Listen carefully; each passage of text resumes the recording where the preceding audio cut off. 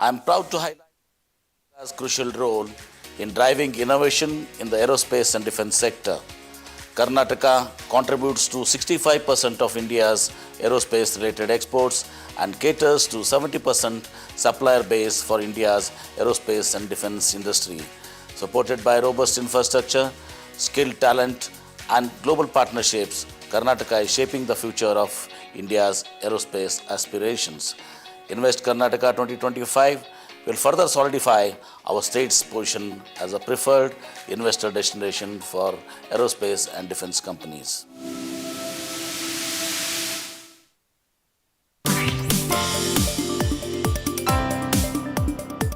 Hello and welcome. You're watching Business Today Television. I'm Sakshi Batra and this is Market Today, and our focus will be on PVR Inox Q3 earnings. The company has posted a net profit surge of 177% to 36 crores in Q3. What we've also seen is that the firm's revenue has come in at 1717 crores, up 11% from the last year's period as well. Even when we look at operationally, there is a growth of 12% at 527 odd crores when it comes to the EBITDA figures right there. We also have with us the top management of the company joining in to detail for us the fine print of the earnings and the outlook. Mr. Ajay Kumar Bijli joins in, the Managing Director at PVR Inox. Warm welcome to you, sir, and thank you so much for joining in. We are also joined by Gaurav Sharma, the Chief Financial Officer of PVR Inox. Warm welcome to both of you. And strong numbers, growth on the profitability figure.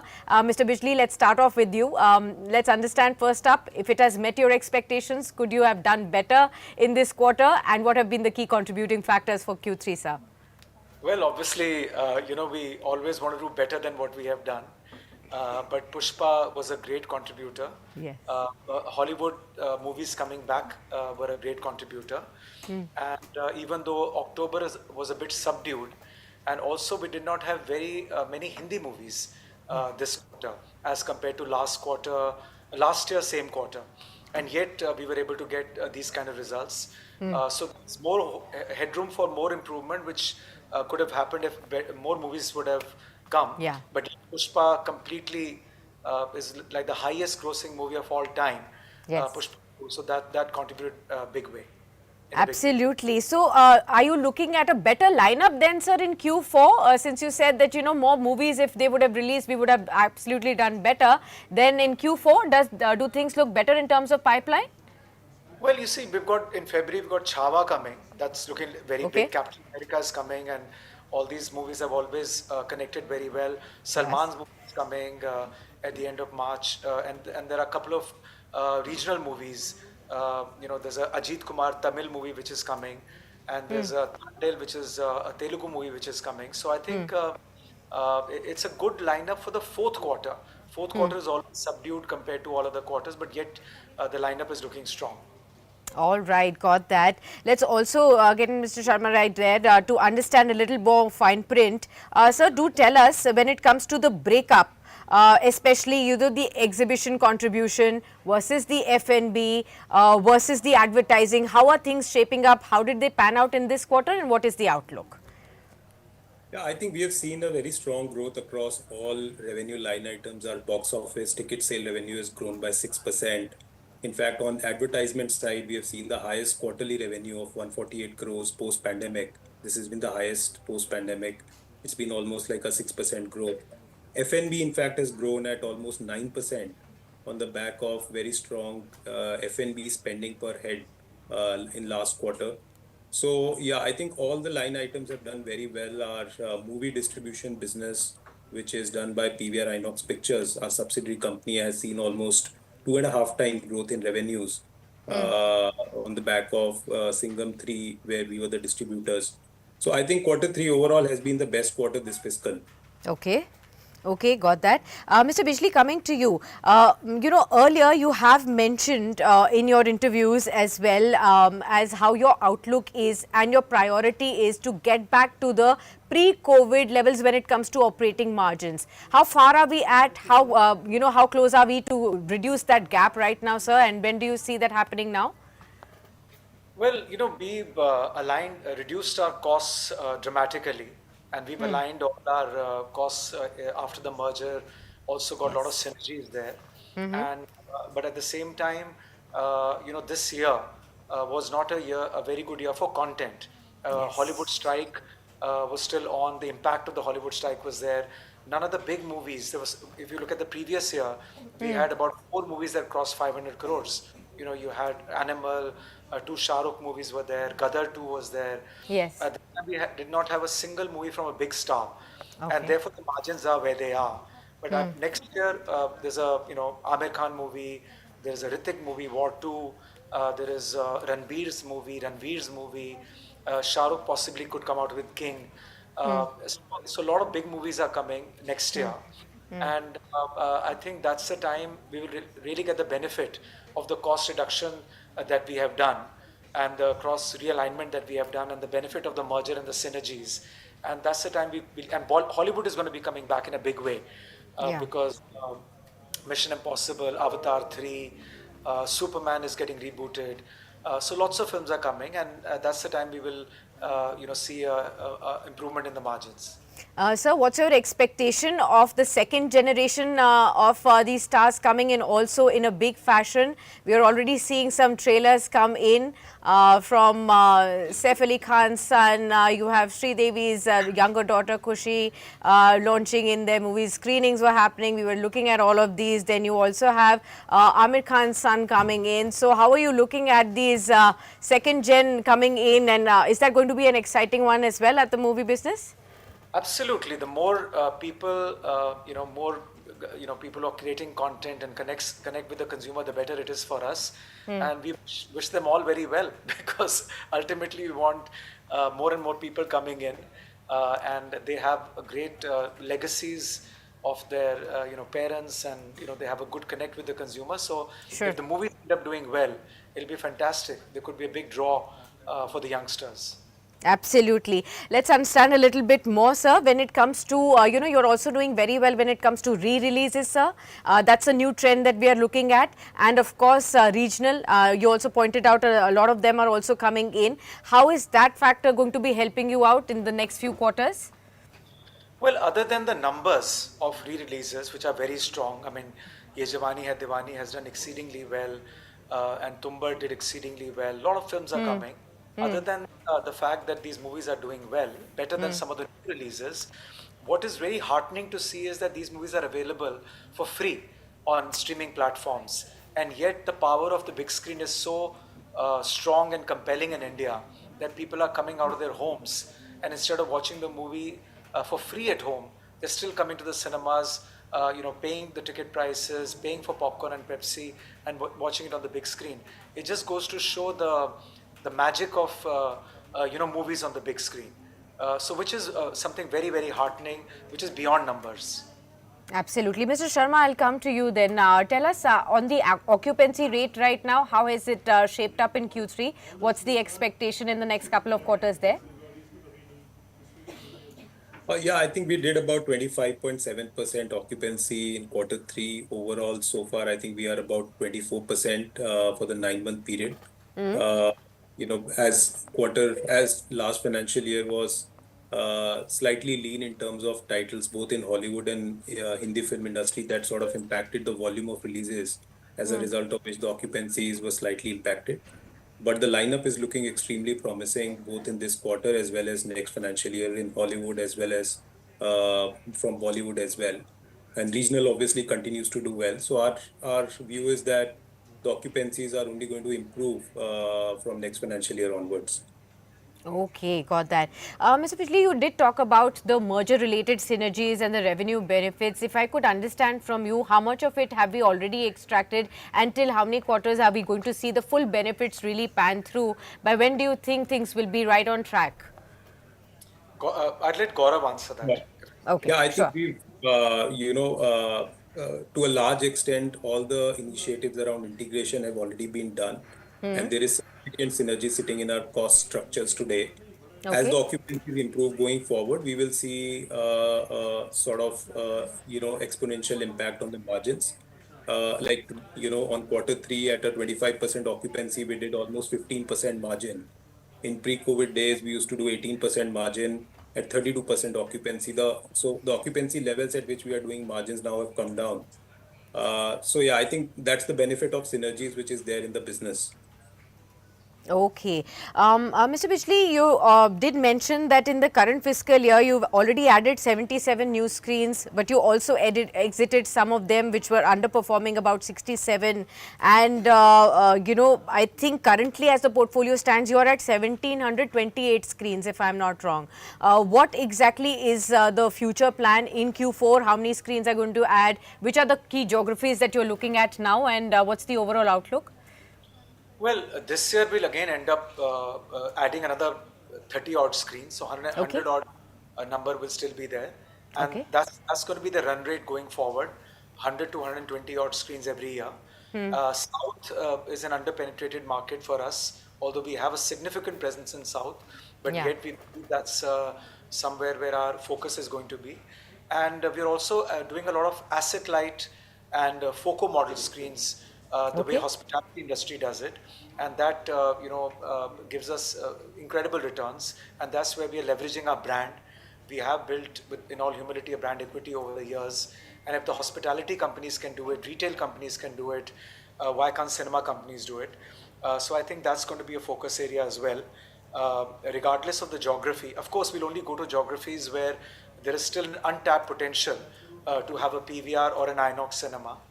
But at the same time, it'll be less capital intensive than the way we've been growing so far. Okay. So, I think as part of the futuristic plan was also to foray into distribution at home and also explore at malls. Where are you at currently on that front, sir? If you could, we could understand that, and how is that plan going to be fit in your overall revenue expectations from these experiments? No, distribution at home we are not doing. I think only Okay. if food and beverage delivery we're doing at home. Okay. I don't think to get into anything to do with home entertainment because that space is already very crowded. And I Okay. think PVR Inox is more known for out of home movie going experience. But out of entertainment, there are other avenues that we are exploring, Okay. which we are very excited about because the same consumer which is watching movies is also doing other things, whether it's bowling centers, whether it is playing pickleball or paddle, or whether Yes. they are watching events or concerts. So I think those are the things that we are exploring more Okay. out of home rather than in home. Okay, that sounds interesting and exciting. Let's see how that plan also formalizes, and then you can give us some more details on that front as well. Sure. I'll quickly come to Mr. Sharma again. As far as your innovations in the F&B space, also you panned out on a lot of innovations there. Subscription models for movies, packages for food and beverages as well. How are those aspects really helping you out in terms of return on investment? Yeah, I think driving more footfalls is the primary objective, and we are rolling out a lot of initiatives to offer more value to consumers. And on F&B side, we are continuing with our weekend refill offers. We have layered menus on weekdays on F&B. We have done many pilots like Yes. passport movie subscription has been done. We will be coming out with a revised version after Okay. taking from the customers. There's again something which we call Screen It, where you can screen movie screenings for for from the existing library. Again, it's a value proposition for the consumers to watch films along with their families and friends. Flexi Ticket is another initiative we've been doing. So I think this is the overall strategy to bring more footfalls Yes. and offer more value to consumers on the F&B front. And you will see more initiatives coming from our side going forward as well. And these are pilots, experiments, wherever we find success and there is potential to scale, we will roll it across the country. Okay. Mr. Bijli, I'll come to towards the end of our conversation, and we are speaking right after the big union budget has been delivered and a big tax cut bonanza given to a whole host of population earning below 12 lakh rupees of income. How much of that do you think is going to be coming into the multiplexes and your industry as well? With that additional money in the hands of people, is that going to be spent for watching movies outside? How hopeful are you? Very hopeful. Obviously, if more people have more disposable income in their hands, and FM has done a great job of it, then obviously we are hoping that people spend that money on their number one form of entertainment, which is going out and watching movies on the big screen. Okay, right. I wanted to ask you, there's also this announcement for Makhana that the finance minister did announce. Are you looking forward to adding Makhanas to your F&B business as well, along with popcorns? Is Makhana going to be the new popcorn? Are you also interested in looking at that format, since the government is going to be boosting that aspect, a superfood from India? No, we already have Makhanas in our portfolio. We have a subsidiary company called 4700 BC, which does gourmet popcorn, and it does Makhanas as well. So I think that's something very much. It will not replace popcorn, but yes, it'll be one more offering, one more SKU that we'll be very happy to add. Okay, It's a healthy, in fact, it's a very healthy option. perfect, perfect. In fact, this is a market show, Mr. Bijli, and we have a stock market expert who's with us. I'll take the liberty of asking him because he's messaging me and he wants to ask you one question. Kush Godasara, our market expert, is with us. Let's see, because he has one question and he tracks your stock very closely. Kush, go on. Mr. Bijli and Mr. Sharma from the management team is with us from PVR Inox. What's your question for them? Thank you for having me, and thank you for this opportunity to ask you a question, sir. I am basically from Ahmedabad, and I am seeing a rising trend of mini plexes over PVR. So I mean, is this mini plexes around metro cities pinching you in the sales? Because we have two PVRs on our SG highway in Ahmedabad, but we have more than 10 screens of mini plexes which are on a rising trend, which provide luxury. Same luxury seats and stuff. So just wanted to know if these sales are pinching you. The rise of mini plexes, Mr. Bijli, is that something that you're looking at as a competition? No, sorry, my apologies, I just didn't understand. The voice was a little muffled. Can you tell me what the gentleman is asking, please? So basically, he wants to know there is a rise of mini plexes instead of multiplexes in smaller cities like Ahmedabad, where he comes from. Do you see this as a competition, rising competition for large multiplex operators like you? No, you see, the more the merrier, first of all. And I don't know how do you define a miniplex? Because we have screens which are as small as 30 seats, going up to as big as 300 seats. So, I've always believed in having staggered seating arrangements. Okay. In one multiplex, you should have a big cinema to play a blockbuster movie or a movie which is very attractive. And then you should have, capacities of 200, 150, and even then 75 or even 50 screens. So I think we already have miniplexes in our portfolio of screens. But just having miniplexes is a business model, at least I don't understand, because in a country like India where almost 900 million people or close to 1.2 billion pre-COVID used to go and watch movies, I think having large cinemas in a multiplex, and when I say large, as I said, not more than 300 seats maybe, is important. To give that big box office boost. And also people want cinemas to look different from their home theaters. Yes, so if you yes. have mini plexes, then you're going to have screens which are very small. Then what's the differentiation between a multiplex and a miniplex? So we've always believed that large screens are, even if your seating capacity is low, the screen size should be at least 8-9 meters. So people say, wow, this I can't get at home. So I think for me, a big screen experience, regardless of the number of seats, is very important for people to come out and say this is very different to watching a movie at home. I hope, Kush, that answers your question, and thank you so much, Mr. Bijli and Mr. Sharma, for being with us on this very special conversation. I wish you both all the very best for the upcoming quarters and the results. We'll catch you very, very soon when the exciting lineup unfolds to see how things are shaping up. And here's to better days and brighter days at the multiplex and the theatres as well. Thank you so much. Appreciate your time, sir. Thanks. Thank you. All right, viewers, we'll now get started with our market conversation, but right after a very quick break. Stay tuned with us.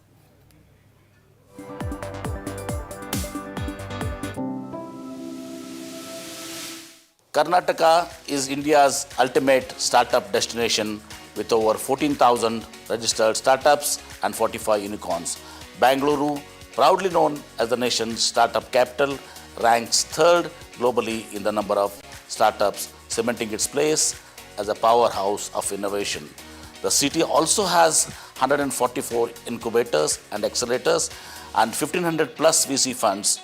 Karnataka's success is further driven by strong industry government collaboration, a bold entrepreneurial spirit, and cutting-edge R&D hubs of global giants. As we approach our global investors meet, I eagerly look forward to recognizing and rewarding the startups shortlisted through Venturize, our international startup challenge. Venturize is set to boost startup ecosystem and drive innovation and entrepreneurship across the country. Join us as we accelerate growth and shape the future through Invest Karnataka 25.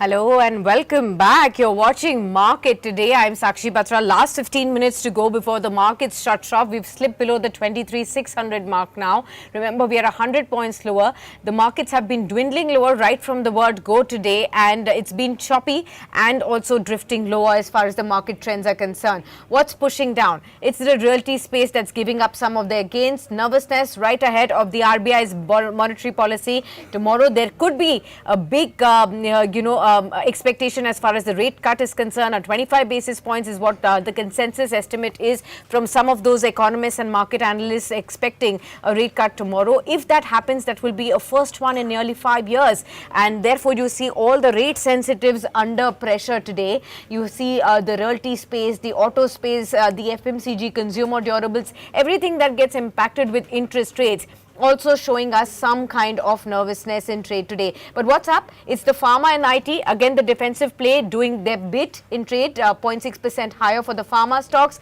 IT space up by 0.2%. But just the, it's thin volumes as well as thin trade when it comes on the positive side. Even for the Nifty Bank, managing just to float above that flat line in trade, led by largely the private sector banks. It's the India VIX that's again up by about nearly a percent at 14.2 odd levels. PSU index is also now down by 1.7% odd. Kush Kodasar, our market expert, is with us. Kush, what are you spotting in the markets right now after some days of gains and a relief rally post the budget? We're again looking at some downtrend emerge. What is next for the markets? So I believe markets are in a strict range of volatility, ranging from 23,400 to 23,850. So 23,850 is the 200-day average. So I believe unless and until we are about 23,850, we are not going to see any short-term momentum on the long side. And on the downside, 23,400 is a good support. So I have been sitting on the sidelines until we breach this range. Overall, if you see, yes, banking are looking good, but I think FMCG and auto sector are in pressure. So definitely we have to sit on the sidelines and wait for the decision tomorrow. Okay, got that. Any key stocks that are on top of your radar, either on the long or the short side, Kush? What are you looking at? Maybe I'm looking on the short side. I believe everyone was on a FMCG spree after the budget announcement, but we all have missed out, or maybe we have not, given emphasize that income long-term capital gain tax on FI has been hiked from 10% to 12.5%.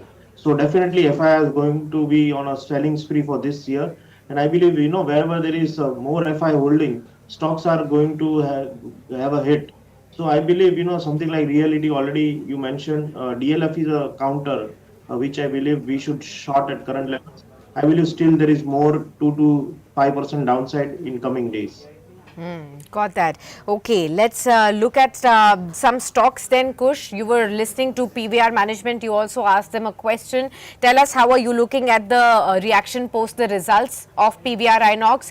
Is there going to be any sign of revival? Should one look at the stock, or do you think some more trying time is going to be continuing? 11:20 right now. It's been choppy and it's now 1% down in trade today.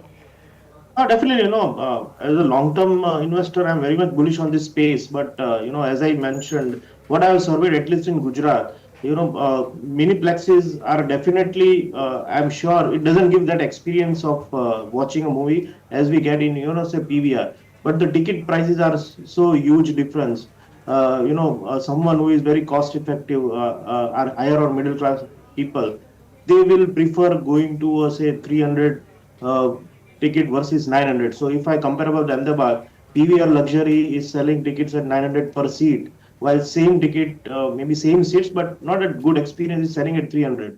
So maybe still there is a trend right now of mini plexes, because Another advantage, what I've heard from customers is that you can book, if it's a mini theater of 20 seat, you can book for your group of friends. So there is a newer trend coming up in this mega cities where we book a full theater for our friends and family, which is not possible in PVR. So definitely PVR is turning around, but it will take time. So if you're a long-term investor, definitely I am bullish with the stop loss of 980 for you need to hold up for next 2 to 3 years.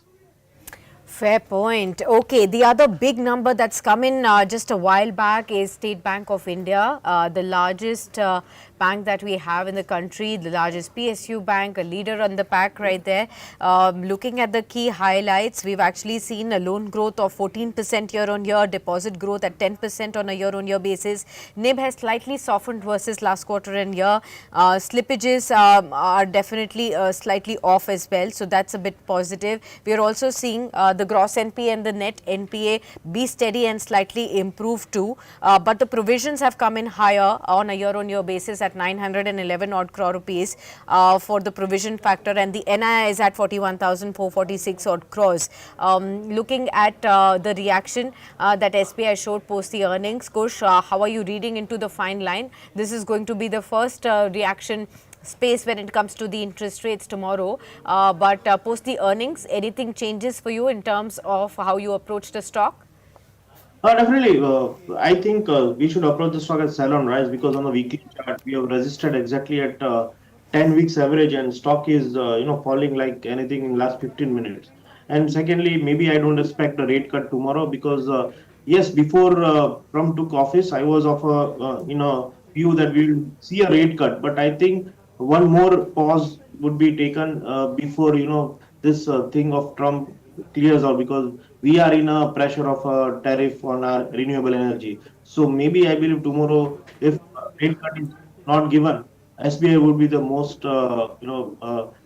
furious stock to sell on the downside. So if you're a risk taker, hold on your short. 760 is the stop loss.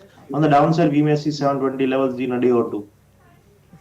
Fair point. Okay, so that's as far as SBI is concerned, but it's the pharma story that's doing pretty good in trade today. 0.6% higher. A lot of stocks that are buzzing.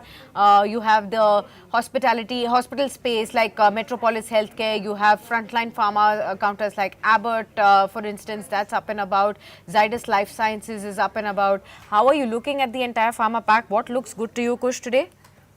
Definitely, Pharma Pack, I'm bullish on about India. Definitely, it has given a huge run up in last 2 days. But I think about India is a good stock to hold, even if you're a low beta player. Torrent Pharma is looking good with a stop loss of 3,100. On the upside, 3,500 can be expected over a period of 2 to 3 weeks. But about India, I think 30,500 is what I believe we can achieve. Okay, so that's as far as the pharma story is concerned. Smaller pharmaceutical counters like GSK Pharma, that's shot up 14.8% in trade as well. So a lot of those names that are buzzing. Let's look at the top gainers from the broader markets. You have Castrol buzzing today, 8.6% higher. JK Lakshmi Cement, 7.8% higher. You also have Reddington, that's on the buzz as well, 7.5% up in trade. Then you have GlaxoSmithKline, GSK Pharma, which we already pointed out. That's also up and about. You have one of the recently listed Diffusion Engineers, Vimta Labs, a lot of these high flyers within the broadest index. Anything that catches your attention here, Kush, as far as the broader markets are concerned? Maybe from hotel industry, Lemon Tree is looking good to me. I Okay, mean, okay. Coventry has not moved up a bit. So with the stop loss of 130, maybe I'm investing at current levels in Lemon Tree Hotel. We are going to have a spree vacations in next quarter, and I think this category, is very much affordable to many major class of our demographic. So definitely Lemon Tree is a good stock to invest for next quarter. 130 can be a strict stop loss. 165 to 170 is my target. Right, absolutely. Let's then look at some of the other aspects. What else is moving higher in trade? Let's pull up some stocks within The IT pack then, that's another one that we wanted to discuss. So IT, you have Infi that's up over 1%, HCL Tech, Mahindra Persistence, Wipro, then you have Coforge as well. IT, how are you looking at currently, especially when the rupee prices, rupee is depreciating at record levels.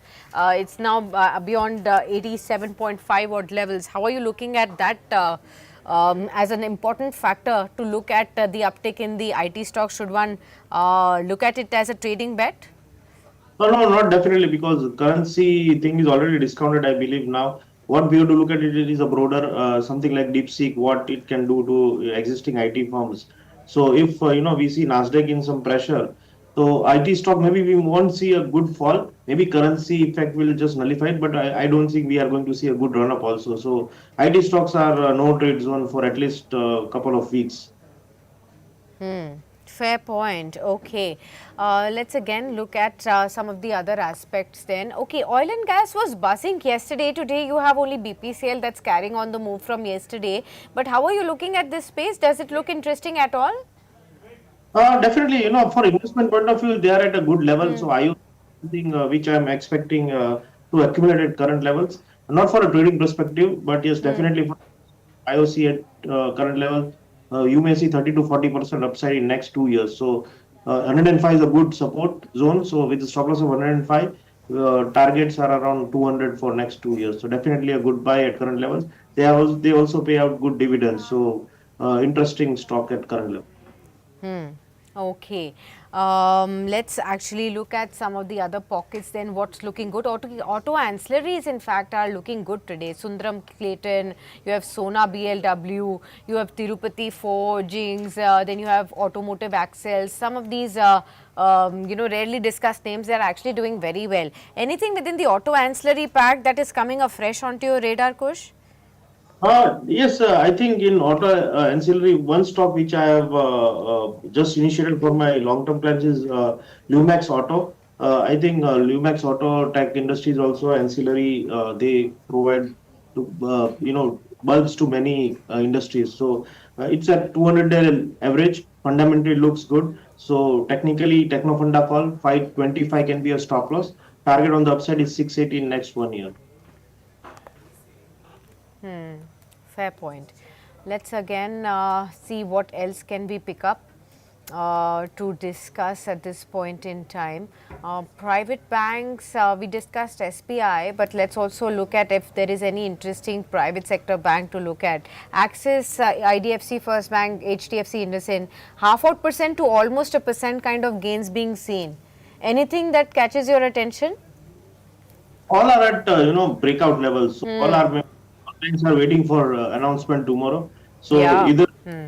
either do or die. So I'm not ready stocks for next 24 hours. Okay, got that. So we'll have to just probably wait and watch to find out what the clear direction is and then take a call on the rate sensitives when it comes to the rate cut decision.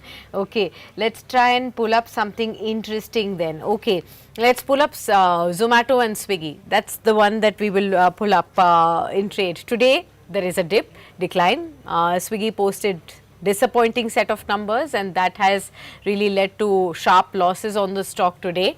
6.8% lower at 389 odd levels. This has also put some pressure on Zomato, even though brokerage houses put higher targets for Zomato. In the morning, brokerage houses reports targets of 340 odd came in for the stock, and for Swiggy there were some declines on the targets. But how are you looking at both these stocks? When Zomato's results came, the stock came under pressure, pulled down even Swiggy. Now today, Swiggy is reacting to its earnings. Again, losses over there, and no signs of improved profitability. Both the stocks are again down in trade. People are getting confused whether they should go and buy this dip or they should think that there is some more weakness to go. What would you say? No, I think both the stocks are a good stock for long-term investment. I believe this space is going to be a part of our daily life. So, for example, when data was introduced, we never expected that we'll be using data unlimited. We used to pay 1 GB. We used to pay 220 for 1 GB. Same way, Swiggy and Zomato are going to be a part of our life. I mean, it is so convenient to just order in just one click. I believe this industry is going to be same as telecom industry, where there will be oligopoly. Few major players will be sustaining for long term. So Swiggy, Zomato, Zepto, and Amazon. I think these four are going to have the major market share. So any dip investment for long term. For Zomato, 180 is the technical stop loss. Target can be around 600 for next 4 years. While Swiggy stop loss is around 280. Target can be around 800. Absolutely. Okay, Kush, thank you so much for being with us in the closing edition today, helping us navigate through the market moves. Just the last few minutes of recovery, giving us some sense that probably hopes are rising when it comes to interest rates tomorrow.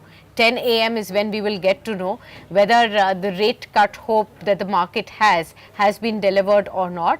And of course, that will remain to be seen as to whether that will kickstart a rate cut cycle or will it be a one-off. All of those hints will start coming in when the RBI press conference starts at 10 a.m.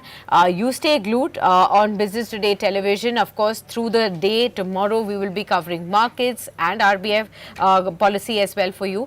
And of course, strategies on the RBI policy day will also be discussed with top market experts right from morning. So stay tuned. A lot of action is going to be unfolding today and tomorrow on your screens on Business Today. Stay tuned. Thank you so much.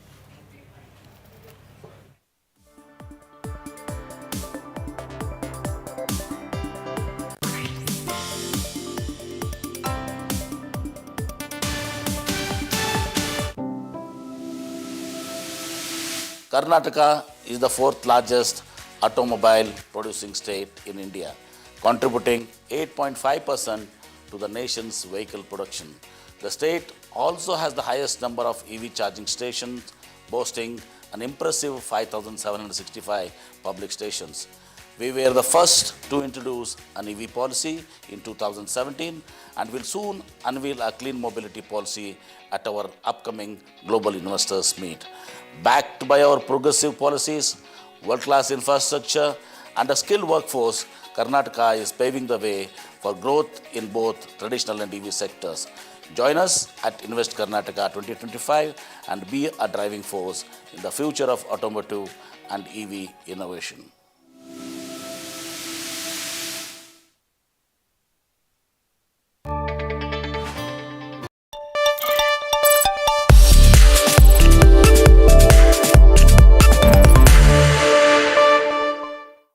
Hello and welcome. You're watching Business Today television. I am Sakshi Batra and this is your favorite show, Daily Calls, a show that